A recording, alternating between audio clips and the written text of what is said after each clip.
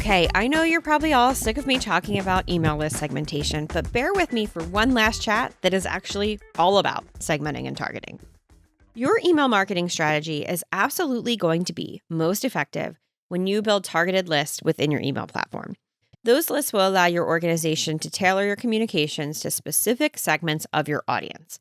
So what audiences do we want to segment, and how can we do it well? Let's start with donors. You'll want to create a list for major donors who contribute significant amounts. Tailor communications to acknowledge their impact and provide exclusive updates. And I always recommend creating a secondary list of prospective major donors, high-worth individuals that your team is cultivating.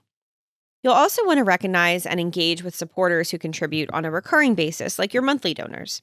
They should be in a list of their own, so you can show appreciation for their ongoing commitment and make sure they receive key communications like your monthly newsletter.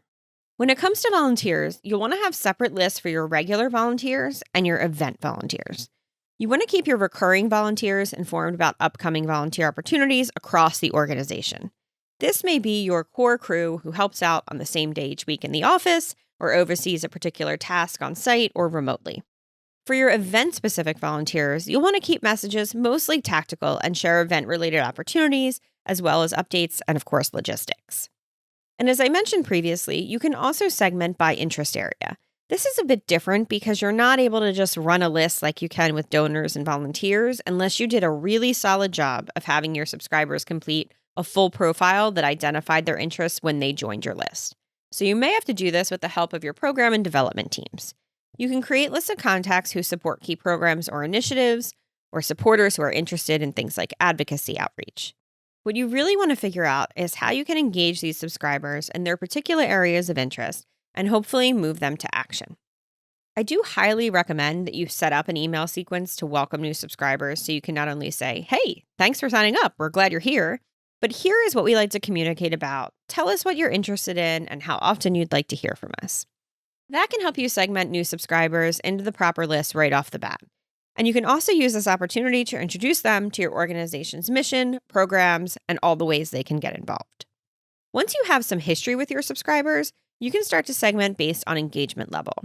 Use metrics like frequent interactions, event attendance, or participation in campaigns to qualify a contact as highly engaged and build a list of those most active supporters.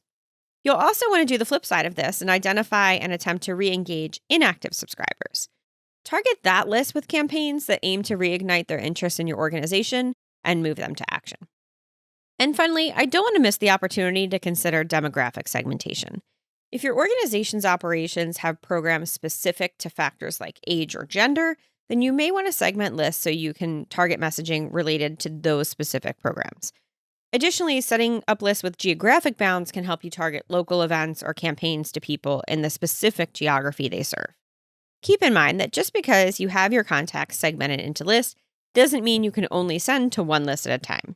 For example, if you have contacts who regularly attend a family-friendly event your organization hosts, and you're approaching a back-to-school appeal, you can absolutely add the list of attendees from the event to an initial email with an appeal that would support families. You just have to make it make sense. Remember, what we want to avoid is having a subscriber open a message and feel like the content wasn't meant for them. And don't assume that subscribers need to be fixed into their initial segments. Regularly review and update your list based on changes in supporter behavior, preference, or engagement level. Utilize the data available in your email platform to refine your targeting and ensure that your communications are as relevant as possible to each segment of your audience and that they stay that way over time.